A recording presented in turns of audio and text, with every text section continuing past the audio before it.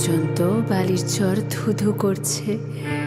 তাতে না আছে ঘাস, না আছে গাছ, না আছে বাড়ি ঘর, না আছে কিছু।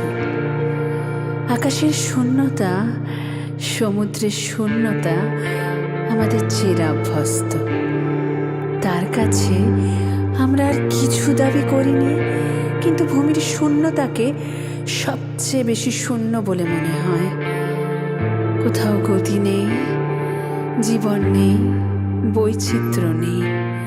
যেখানে ফলে, শস্যে, তৃণে, পশু পক্ষীতে ভরে যেতে পারত, সেখানে একটি কুশের অঙ্কুর পর্যন্ত নেই।